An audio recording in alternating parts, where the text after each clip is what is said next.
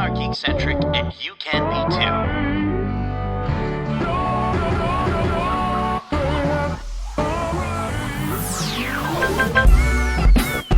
Love ya.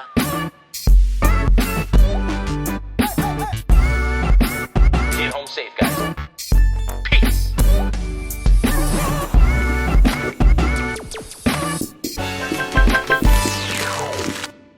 Hello and welcome to the Geekcentric podcast. My name is Nate, and welcome to our special Behind the Geeks episode, where we had the opportunity to interview Alan Silvestri and Glen Ballard, composer and writer for Disney's live-action Pinocchio.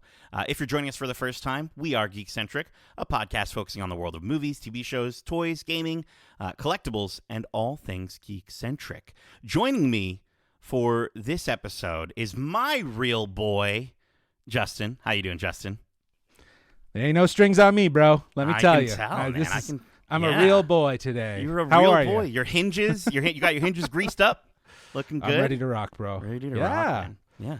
As I mentioned, we had the opportunity to interview the great Alan Silvestri, which is absolutely insane to me that we interviewed the guy that's made some of the most incredible music that we've heard throughout all the geeky things we love. And of course, his writing partner and the kind of someone he's worked with quite a bit, Glen Ballard. And you even called that out in the interview, I noticed, where you kind of talked about their working relationship. Yeah, no, this was another fantastic interview. Different for me.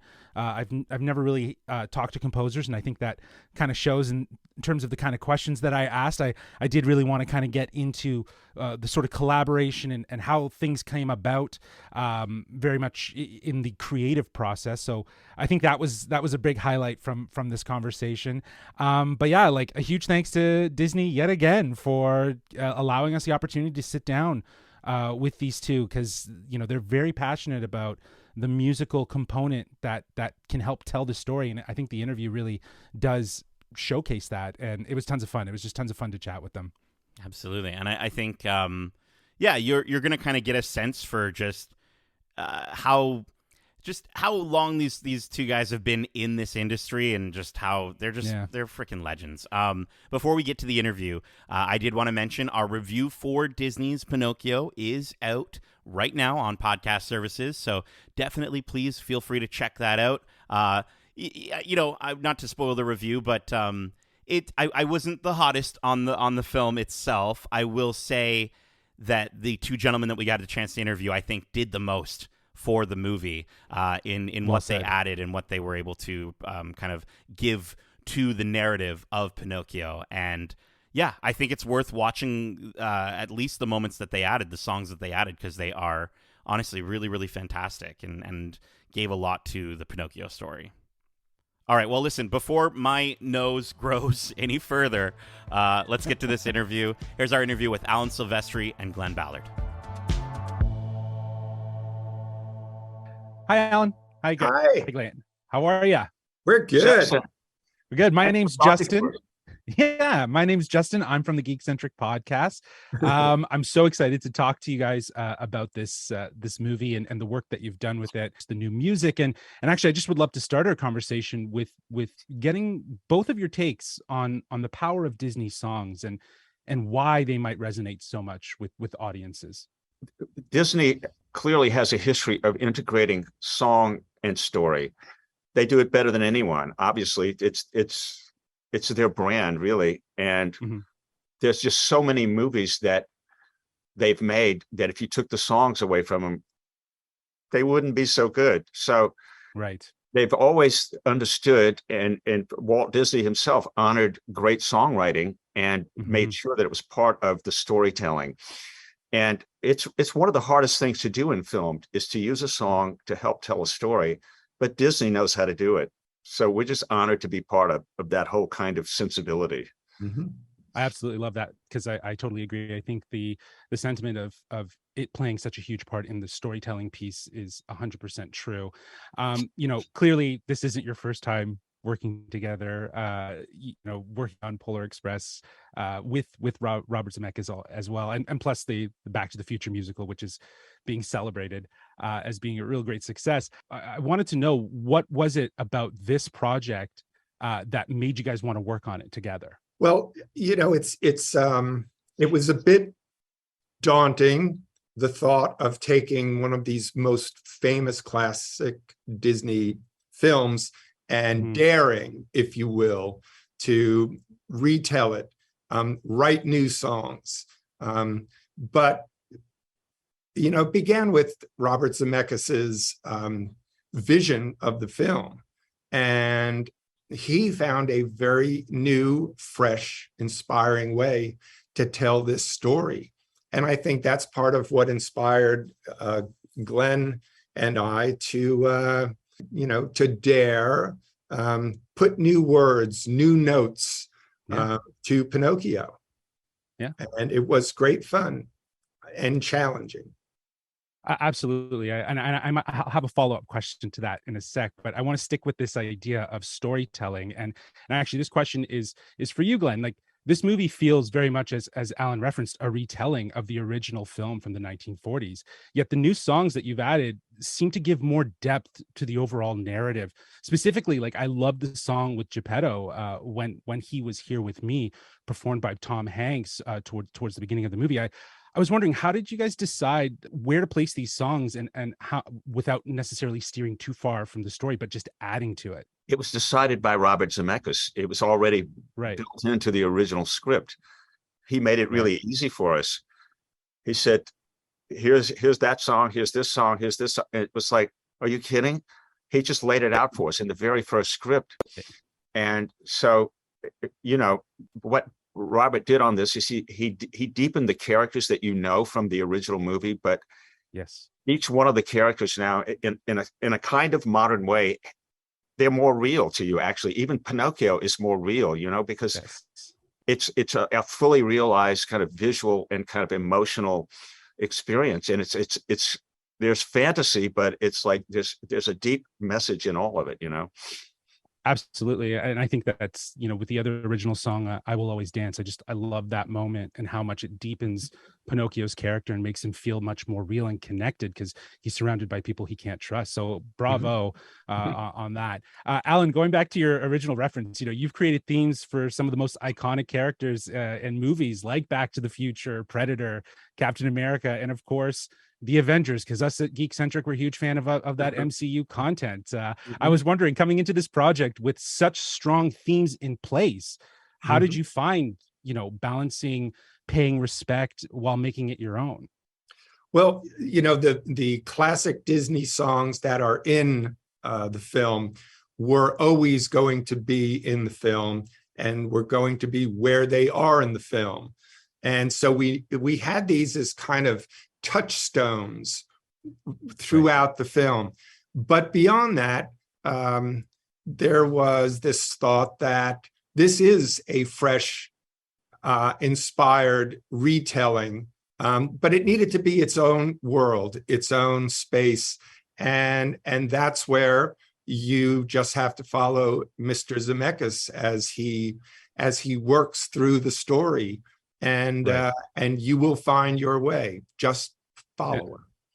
Yeah, I love that it's very much a collaboration between all parties involved to really kind of find the nuance of how to tell that story and where these songs need to kind of hit. So I love that that's very much part of the working relationship in this. I guess it goes without saying, given the strong relationship that you guys both have working with him and just the sort of connectivity. I think it really shows because, again, everything was just layered in very intelligently to just kind of modernize it, but yet still pay homage to what stays true to the Pinocchio story.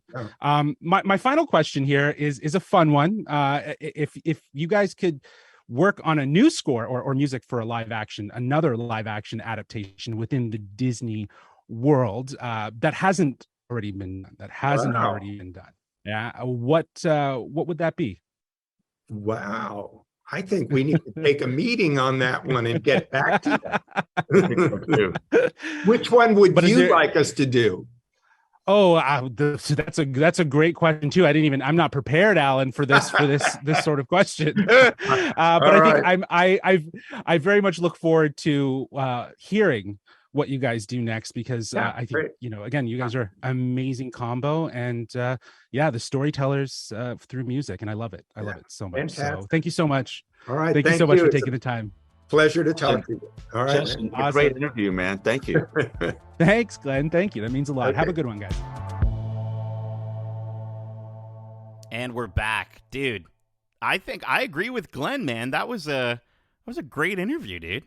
Okay, so truth be told, I was incredibly nervous for this, just because I haven't really interviewed composers, and I don't necessarily want to sound silly asking some of the questions. Yeah. Which I think in some ways these questions were very surface level, but they gave me some really great responses. I was actually really surprised. So at the end there, Glenn acknowledged that it was a fun interview. I appreciate that, because it was just at least gratifying to know that my nerves, there was nothing to be worried about. And also, dude, Alan Silvestri chuckling at the name of our podcast. I'm like, dude, Alan Silvestri likes our podcast. I think he's a name, geek, dude. man. He's I think a he's a geek. geek. I think he's a Absolutely. geek. The only With everything he's the worked other on. person in the interviews that has would reference the word geek throughout was Angus MacLean.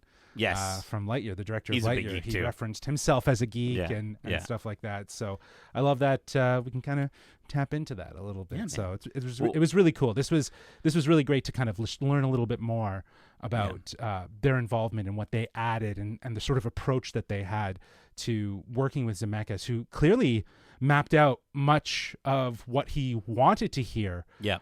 from the music side. It seems like I think Zemeckis is a bit of a musical guy. I think, well, I definitely think so. And I think they've worked together for so long that it's just probably everything flows super easily. But I did think that, hearing Glen Ballard having the guts to call out the fact that, like there's so many Disney movies that if you took the music out of them, they wouldn't be as memorable. And I really dig that. And I think that's both, that's a true fact. I think some people could see that as a bit of a slight to their favorite Disney movie, but it's true because it's been that way since the beginning. And he calls out the fact that Walt Disney has always seen, using music to tell a story. That's always been at the forefront of those projects. And it's, I think there's so many creators out there who vie for the Disney music. Like, okay, let's do it, but let's make it like a Disney musical. And the fact that that's part of the lingo is so dope. I think that's fantastic. And I think,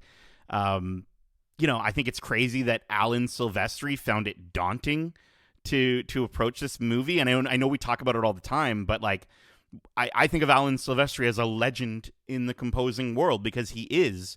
But to hear that even he found this challenging, he had nerves about it. It was dope. Yeah, it was really nice to hear. Yeah. It actually, it again, we as we do these interviews, we always come back to this.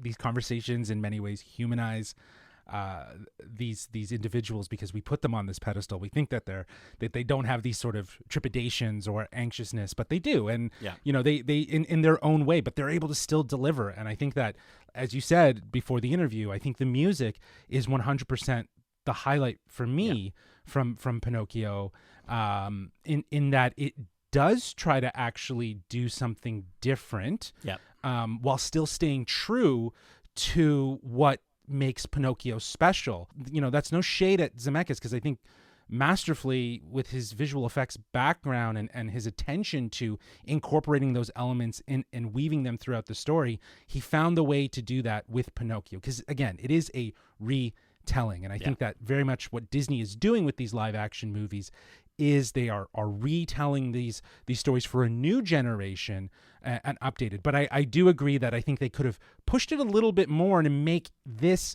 feel entirely different from the original 1940. That's my pseudo review of this movie, because unfortunately I didn't. You didn't get to be on I didn't join you guys. Yeah. I didn't get to be on it, but I wanted to share my thoughts, only because I do think the reason why we jumped on the opportunity to interview Alan Silvestri and Glen Ballard is because the music is the best part of this movie, in my opinion. Now, Justin, at the end of the interview, you asked about what live action movie, and I gotta say, I thought, dude, if Alan Silvestri did the score for a Treasure Planet live action remake, my guy, like that would be perfect. It would be absolutely perfect. I think the question though was more about musicals that haven't been done though, Nate. Right. I don't know if Treasure. Well, so you're saying Treasure because Island would. Glen Ballard would come in, maybe make a song about, the robot guy. Treasure. I gotta rewatch that. I gotta rewatch Treasure Planet. But that is it for this special Behind the Geeks episode. We hope you enjoyed it, and if you did, make sure to subscribe to us right here on YouTube or on the podcast feed, and leave us a wonderful 5-star review. And if you also want to write in to the show and just let us know your thoughts on our interview series that we've got with this Behind the Geeks thing, or if you want to write in and tell us what you thought of the new live action Pinocchio. Justin, can you let them know where we can hear from them? Why, of course. They can reach us at wearegeekcentric@gmail.com. That's wearegeekcentric@gmail.com, or they can hit us up on Twitter at geekcentricyt, or hit us up on Instagram at wearegeekcentric. Very cool. Listen, if you are still here, you're still hanging out with us, I want to let you know that we also have some other wonderful content as well that we've released very recently. We had the chance to, this is a completely different genre of film, but eventually this movie will also be coming to Disney Plus at some point. It's out in theaters now. I had the opportunity to interview Zach Kreger for Barbarian, and that interview is actually going to be exclusively available on our podcast feed. So definitely go check out our podcast feed. Check out our socials for links. We've got all the links in the description as well, so you can definitely check that out. And we also, we've got a lot of other content here on YouTube as well. We had our recent trip to Fan Expo, where we had the opportunity to interview a bunch of different, geeky creators and brands. So you can check out those interviews. I got to interview the voice of Mater. Speaking of, Disney, I got to interview the voice of Mater for his new series, Cars on the Road. Larry, the cable guy himself, had a chance to sit down with him. And also, we also have our weekly Watch Club series on our podcast that you can check out. If you're a fan of Marvel's She-Hulk, Attorney at Law, we are doing a weekly breakdown, week to week, of our thoughts and theories of each episode. And those episodes go up every single Friday. So, yeah, thank you so much for joining us for this Behind the Geeks episode. Justin, thank you for taking this journey. I will say, you know what? I'm a proud father. You are a real boy. Thanks, man. Yeah, you're a real Thanks, boy now. dude. I appreciate that. Awesome. And as we say, love ya. Peace.